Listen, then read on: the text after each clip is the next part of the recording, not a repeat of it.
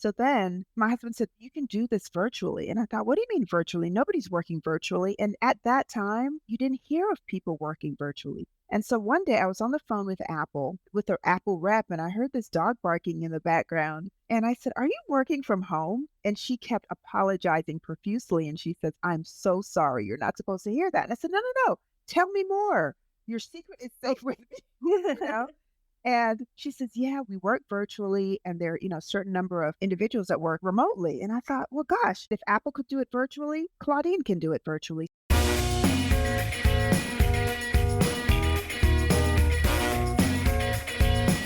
Welcome to Life After Corporate, your ultimate guide for making the leap from corporate leader to entrepreneur. I'm Deb Boulanger, entrepreneur, executive leader, and founder of the Launch Lab for Women Entrepreneurs. This is your time to break through the glass ceiling once and for all and get your ticket to the C-suite. Come back each week to get the leading strategies, advice, and tools that will give you the skills and confidence you need to replace your corporate paycheck. Are you ready? Let's go. Welcome back to another episode of Life After Corporate, my friend. And if you are new to our show, welcome home. This is where you get the real scoop on what it takes to build and launch and scale a successful services-based business in today's world and the season that we find ourselves in. And I was talking with some of my clients recently, and I noticed that many entrepreneurs struggle with, what am I supposed to do today? Especially if you came from corporate and you got in the office at 8 a.m. and you sat down at your desk and your day was virtually planned out for you because you had meetings with colleagues, you had your tasks to do, you had your goals, you had your KPIs, and now you're an entrepreneur. Now you're a coach or a consultant and you're sitting at your desk and it's like, oh my God, what do I do now? So today's guest is going to help you answer that question. Her name is Claudine Land, and she is a business strategist and owner of Virtual Ingenuity. And after 20 years in the healthcare industry in marketing and sales, she decided to launch her own business after a stint as a stay-at-home mom as well for 10 years. So she founded Virtual Ingenuity to provide resources and to motivate business owners across the globe to reach their full potential. And with her vast experience in sales and marketing and business development, she provides her clients with tools to do just that. And today we're going to break that down for you. So welcome to Life After Corporate, Claudine Land. Thank you, Deb. Thanks for having me on your podcast today. I am so thrilled to have this conversation. As you might know, we always ask our guests, what is your Life After Corporate story? So what was that pivotal moment when you decided that the corporate world wasn't for you any longer? Yeah. So, I think having my first child, that's a great question. Having my first child and trying to navigate motherhood and traveling between 6 states and marketing to my clients, then that was, I think, the changing point for me that said it's so much. And especially being in the top 3% of my team with sales and marketing, in my area, in my region rather, it was amazing. I did great work, absolutely loved what I did, but I found it difficult to navigate being a mother and also being in the corporate world. I felt as though I was doing too much of one or the other. So either spending too much time in the corporate world and not enough time with my baby at the time. So I decided it's time to make that change. And it's it's a tough decision to make, especially when you love your job. But there comes this point where something's got to give, right? And you either have to outsource motherhood, which I did for about 7 years, really. I mean, I was there for a long time after my son was born. I took almost 8 months of maternity leave. But once I went back to work, it was 7 years of on the road. And then I decided I just couldn't do that anymore. That's right. I felt the same way. Wow. So how old were your children when you decided to leave corporate? Well, I left corporate when my son he was less than a year old. And the company that I worked for was a prescription monitoring company. At that time, I was traveling between various states in the South. And the company actually made provisions for me to work from home, Deb, because Wow, that's amazing back then. it was because they really just didn't want to lose me. Was grateful for that opportunity, but then I felt that I was spending too much time still doing the corporate thing, in corporate life, rather than spending the time that I felt that I needed to spend with my baby at the time. And I just wanted to be there full time for my child. And so you made that decision. So I made that decision, and I don't regret it at all. It's been the best decision that I've made. And I think, this is just happening more and more, especially after the pandemic and now in this economic challenging time that we find ourselves in with the economy. 1 in 4 women are questioning whether or not they stay in the workplace, according to the McKinsey and Lean In report that was completed last year. And so entrepreneurship becomes a viable alternative, business ownership or consulting or coaching or fractional services of some sort become the answer for women who want to have both, right? A rewarding career and enjoy motherhood and be part of their children's upbringing. So, what was that like for you when you first started out? Where did you start? Were you doing what you do now when you first launched? And how long ago was that? Gosh, that was 10 I took 10 years off. So that was about 6 years ago. And it was extremely challenging for me going from high heels, wearing suits every day to flip-flops, and it literally took me 5 years to get used to not wearing heels and to wearing flip-flops and sandals.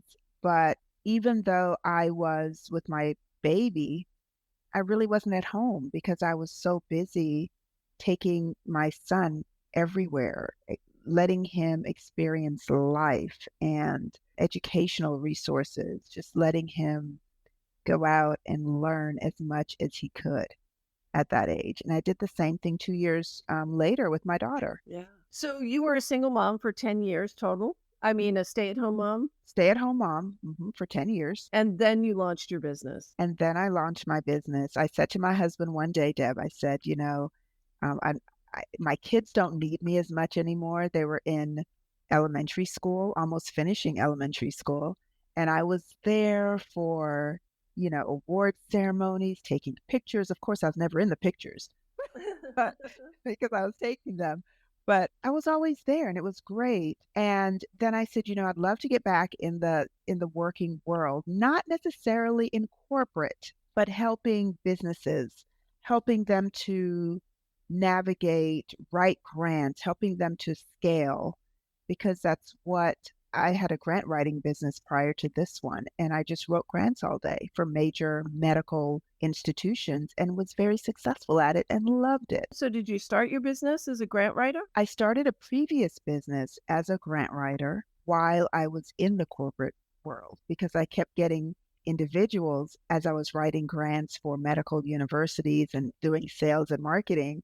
I kept getting calls to write grants, and it really all started at a major medical university in Arkansas when my principal investigator said, Claudine, I want you to look at this grant for me. I looked at the grant. I didn't like it, tore it up, rewrote it. This was to the National Institutes of Health, a major grant. Wow. And I rewrote it, handed it to him, several weeks later, and he was blown away. Well, the smart thing that I did was I wrote myself into the grant. He loved it. And so he submitted that grant to NIH and it got funded. So that solidified my next 2 years working with the medical university. So I was pretty strategic in rewriting the grant.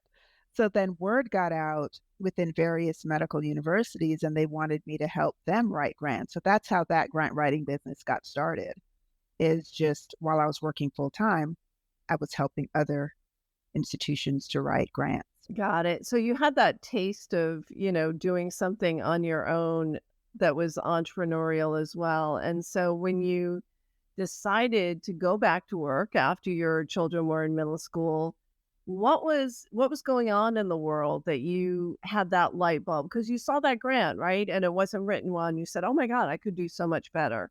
And that's kind of where entrepreneurship comes from. We see something going on in the world, something outside of us that someone isn't doing well, or it could be done so much better, or you could be so much more effective. And that's where the idea is born. And then the service model unfolds from there. What was that initial inkling of an idea, that problem that you saw that you said, hey, I could solve that? I tell you what, my husband said to me, he says, okay, if you want to get back in the working world, do it on your terms.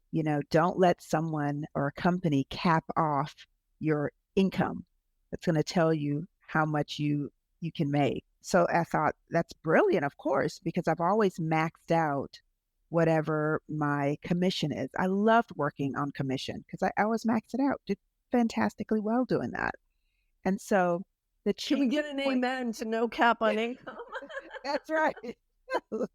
That's right. So my husband said, why don't you think about just doing something that you love, helping businesses. You're super organized. So I thought, well, gosh, project management comes so easy for me. Being from Jamaica and being raised on the British system, on the Queen's English and schooling, they're stressed writing properly, speaking correctly. So writing came easy for me when I came to the States. I was actually helping my classmates years ago with their writing, and I couldn't understand why is it here in the States a lot of times that people can't write. So I was helping to write papers for my friends. So then my husband said, you can do this virtually. And I thought, what do you mean virtually? Nobody's working virtually. And at that time, you didn't hear of people working virtually. And so one day I was on the phone with Apple, with their Apple rep, and I heard this dog barking in the background. And I said, are you working from home? And she kept apologizing profusely. And she says, I'm so sorry. You're not supposed to hear that. And I said, no, no, no. Tell me more. Your secret is safe with me, you know? And she says, yeah, we work virtually and there are, a certain number of individuals that work remotely. And I thought, well, gosh. So the turning point was for me, if Apple can do it, I certainly could do it. So that was a turning point for me. And so I said, I'm going to help businesses to achieve their goals, get them the right platforms to achieve their goals. And that's what I did. I said, if Apple could do it virtually, Claudine can do it virtually. So I created Virtual Ingenuity as a business organization to help other entrepreneurs, managers, and businesses to achieve their goals. And that's such a beautiful way to describe it. It's because, you saw that people had goals, or sometimes they don't even have goals, and they're floundering around wondering why nothing that they're trying is working. So let's talk a little bit, because we were talking before we hit record about the primary challenges that you see new entrepreneurs make when they first get started. And you were talking about, there's no strategic plan. Tell us more about that. Right. With, any business, you need a roadmap. Having a strategic and a business plan, there are two separate plans. Okay. A lot of my entrepreneurs, they don't know that. So you need a roadmap, a guide. It's just like building a house. There's a foundation to the house, right? So Yes. you need to know what your services are or what your product is that you're going to sell, number one. Now, you also need to know who your target audience is.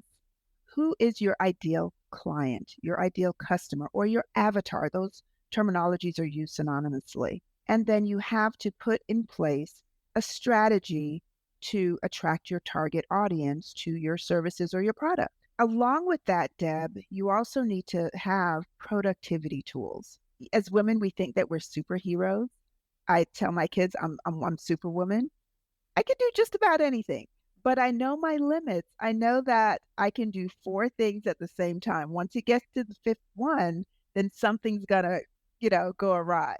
So I know what my limits are. It's important in business to know what you are capable of doing and what you need to outsource. Yeah. So you're going fast here. So I'm going to rope you in and slow you down, because you're giving kind of like the whole roadmap.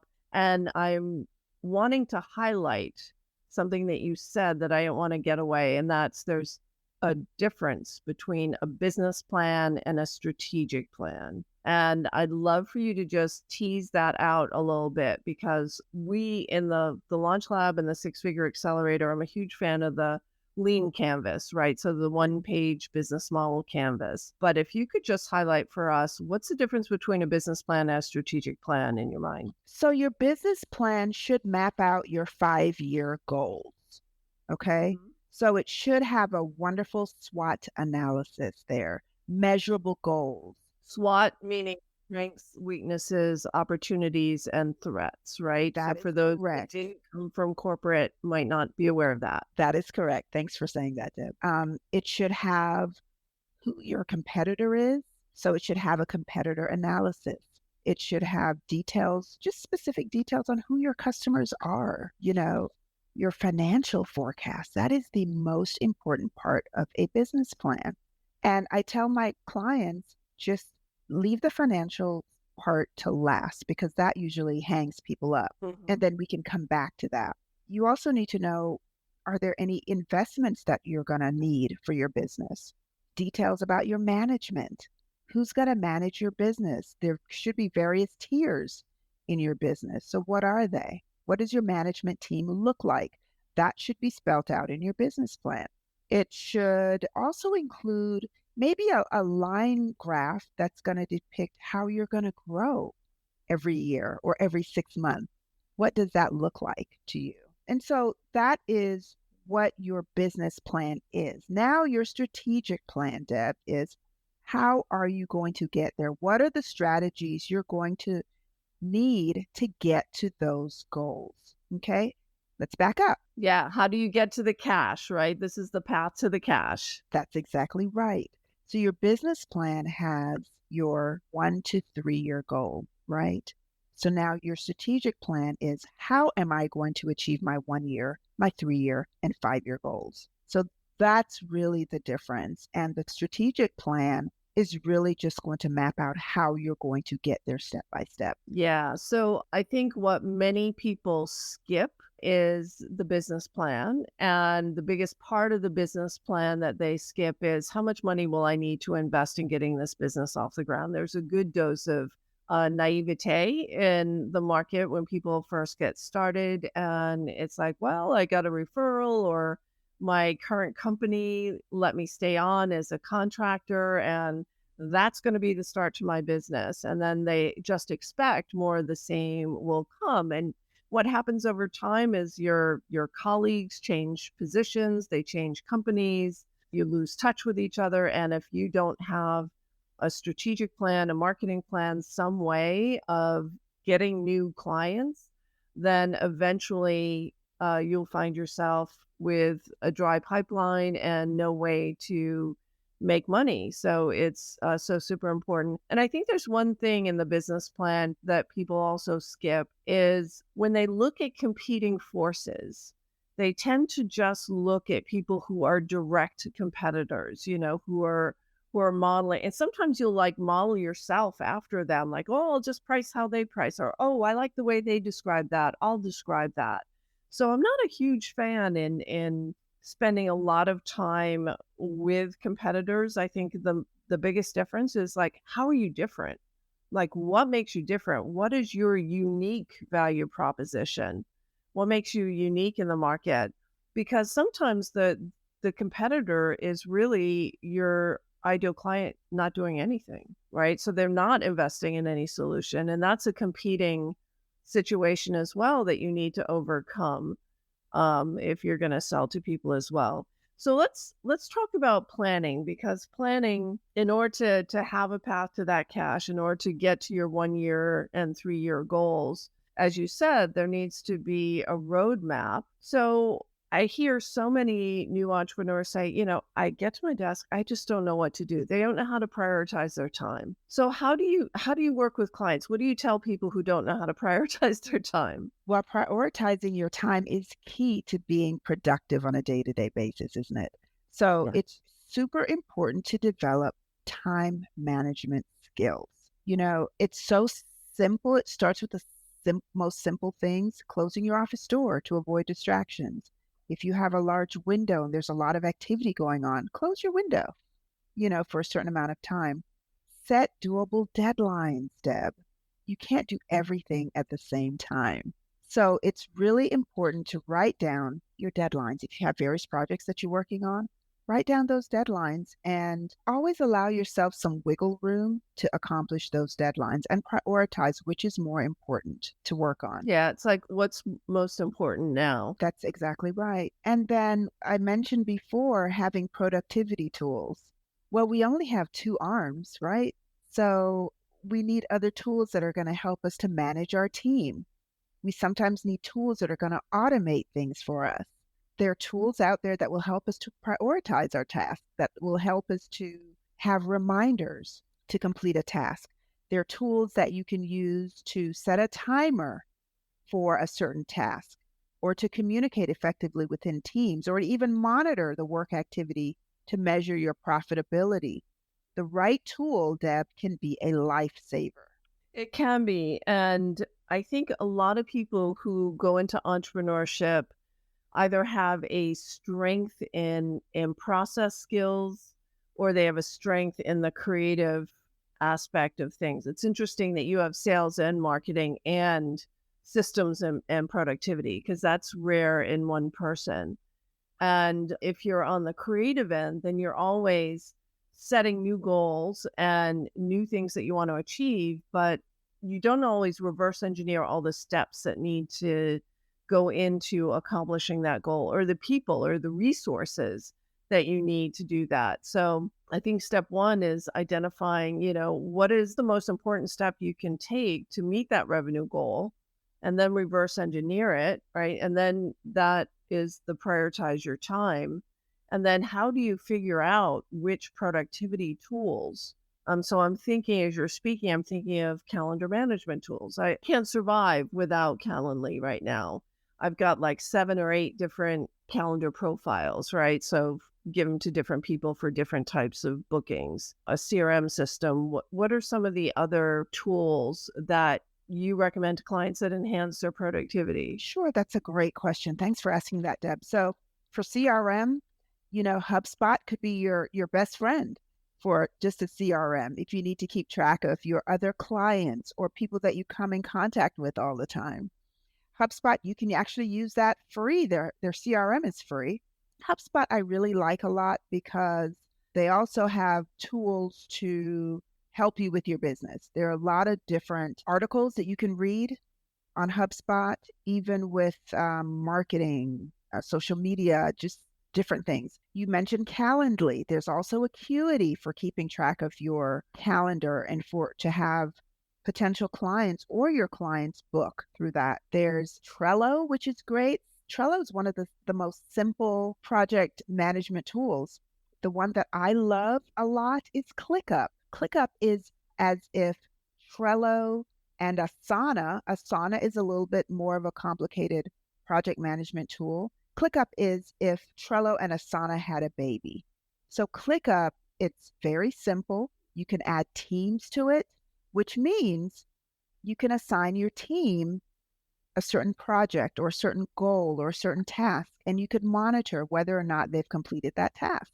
So you can communicate with your entire team by using a project management tool or productivity tool. So I highly recommend those tools. Yeah, that's fabulous. I'm like really, really curious about ClickUp and managing teams and tasks because, I think the Achilles heel of entrepreneurship is lack of documented standard operating procedures. And this is not the sexy topic. We'll talk about social media marketing and SEO and all the AI tools and flashy stuff all day long. But if you don't have standard operating procedures that everyone on your team understands and can execute against, and we're always finding holes. I mean, I've been in this business for 10 years and we have a great client onboarding process. And we realized, embarrassingly so, last week that, oh, we don't have a great offboarding process if a client has completed and is moving on. And these are things that you can automate with all of these tools, right? You can use, and they all work together. And I think that's important. And for those of you who don't know what a CRM is, that's a customer relationship management tool and a tool that not only manages customers and contracts and billing and all of that, but also prospects at various stages in the pipeline. So super important to not lose people because you can have a leaky lead bucket too. That's right. And part of my onboarding process, Deb, with my clients at Virtual Ingenuity is I suggest that they sign up with ClickUp because I can assign them tasks to accomplish their goals through ClickUp. And it works beautifully for us and they love it. And so then they start using it for their clients. That's fantastic. I mean, if you're an affiliate for ClickUp, we'll put that link in show notes because I think sounds like a very important tool. And I have heard of it before, but never investigated it. So I'm fascinated by that. So how can an entrepreneur, whether they're, let's say that you're between the growth and the scale phase, right? So you've been successful. Maybe you're at mid six figures, high six figures, looking to get to seven figures, or maybe you crack seven figures and you're looking to get to 5 million. There's various stages that entrepreneurs go through in the journey to scale their business. How do priorities change when you're going from growth to scale? It depends on what your goal is. Is your And hence the importance of having goals. exactly, and your business plan. Because remember, we talked about this earlier in the show, is that once you hit your 3-year mark, what's your 5-year goal, right? So now it's time to look back at your business plan and your strategic plan to help guide you of how to get from your 3-year to your 5-year goal. So if you want to scale larger, then that's when you refer to your strategic plan to guide you on how to do that. Now, I will say this, once you have a business plan or a strategic plan, it just doesn't sit there and become stagnant. You have to update it, right? Industry trends change over time and they change really fast. So, every month or so, I urge you to look at that plan and look at those plans because your strategy should change. Absolutely. I mean, especially in this season where people are buying differently. I think it's easy to say that. People are buying differently. Their priorities shift all the time. And so if you don't have your ear to the ground and the pulse of what's happening in your market and you're just blindly sticking to a plan, that's going to come back to bite you in the butt because you're going to find yourself with a lot of no's. No, that's not what we want. No, that's not our right time. No, we don't have budget for that, as opposed to being really relevant to what's happening in this season of the economy and the evolution of markets and the evolution of technology. Right now, AI is changing a lot of things and how people operate and how people create content and software and imagery. And there's a lot of question around that and the regulation of it and the ethics of it and all of that. And 6 months ago, that wasn't on most people's radar. That's right. And Deb, I also want to go back to this too. This goes back to outsourcing, which is so important. If you don't like to do the research on the industry trends, virtual ingenuity, we do this. This is what we do every day for our clients. So we research, find it doesn't have to be with me. It can be with, a really credible company that you trust that has done this for years, that's successful at it. Have them do the research for you. Outsource that. And they can Oh my God. I mean, I wish I had met you 10 years ago because, market research is the basic foundation of everything that we do in the Launch Lab. And some people are just, there's two types of research, right? There's secondary research, which is scanning the environment and the trends and what's going on. And then the primary research, which is, what's happening in the markets that you serve with the people who are making decisions in those markets. And those are the interviews and documenting the results of those interviews. And that causes a lot of people stress because, they don't want to be seen as needy or they don't like to reach out to strangers. When you hire a third party to do your market research, you're taken out of the equation, right? So your self-worth, your personality, none of that. You can't sway the results. You have a professional who's actually conducting the interviews and assembling the findings for you. That's right. And so just to expound a little bit on that, if you know your industry trends and you're having marketing services done for your company, then you're going to know which way to go. Virtual Ingenuity, we provide digital marketing services. Sometimes when you have you're in, say, carpool line, you have a mom in carpool line, or you've just looked up an outfit on Facebook, and then all of a sudden you're getting all these ads about a certain style of outfit, and you wonder, well, how did that happen? Well, that's geofencing and georegency. And we help our clients to do this as well. We partner with Spectrum to do that. So once you know where the industry trend is, that may shift your clientele a little bit, right? And your target audience. So it's really important then to shift your marketing strategy a little bit and have that geofencing going on and georegency. So we can target a specific time zone, we can target a specific building. So all those moms that are in carpool line that are sitting there for 35 minutes waiting to pick up their kids and they're seeing all these pop-up ads, there's a reason why those ads are popping up. And we get into their phones and we know what they're looking at. And so those ads pop up then for your business. So you are a rare gem in this industry in that you have the capacity to not only see the big picture, like what are the trends, what would be a viable business plan for you and what would be a strategic plan that we could reverse engineer and help you there, get you there. But you also are well versed in all the tools, the technologies, and the current marketing strategies that are working to grow businesses. So I'm curious, Claudine, who is an ideal client for you? Is it mostly brick and mortar? Is it mostly virtual service based product? Who's an ideal client for you to work with? That's a great question, Deb. An ideal client for me is a business that wants to grow, okay? That needs brand recognition because we will create logos. We will get your branding out there so that folks within your target market will know who you are. I get clients that come to me that are just starting a business and they need a logo. I have clients that come to me that are already established that want to scale their business. So then we need to do a lot of research to find out, well, really, is this really your target audience? Is this really who you want to target?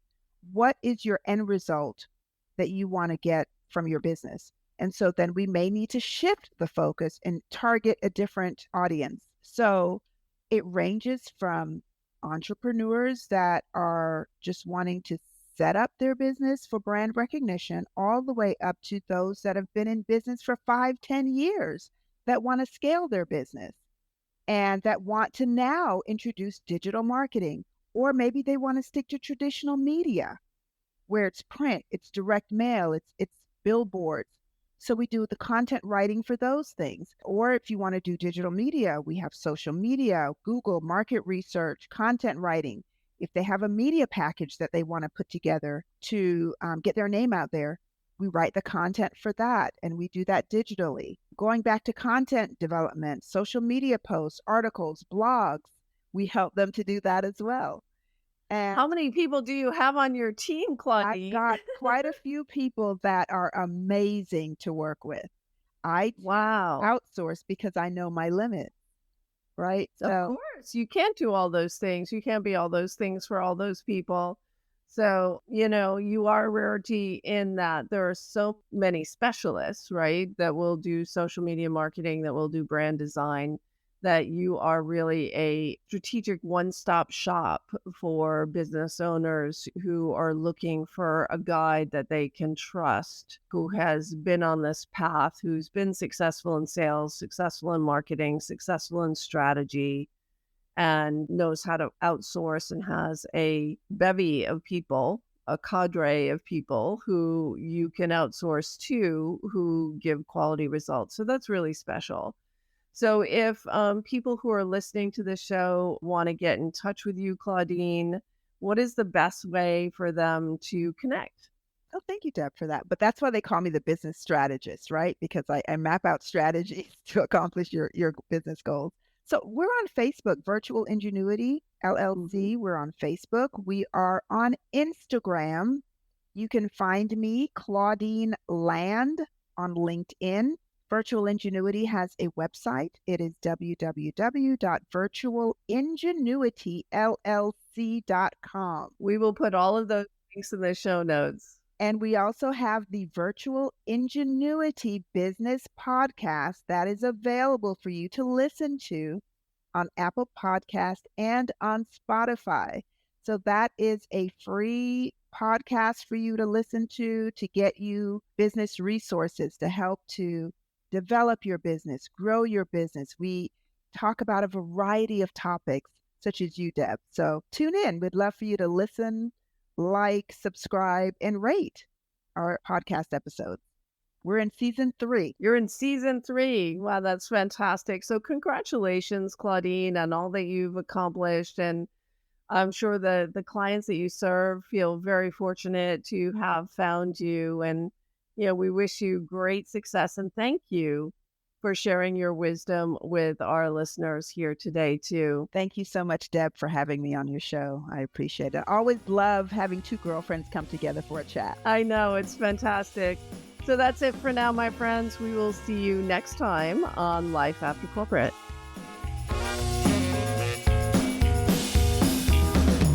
Thanks for listening, my friend. If you enjoyed this show, please head over to iTunes and subscribe and leave us a review.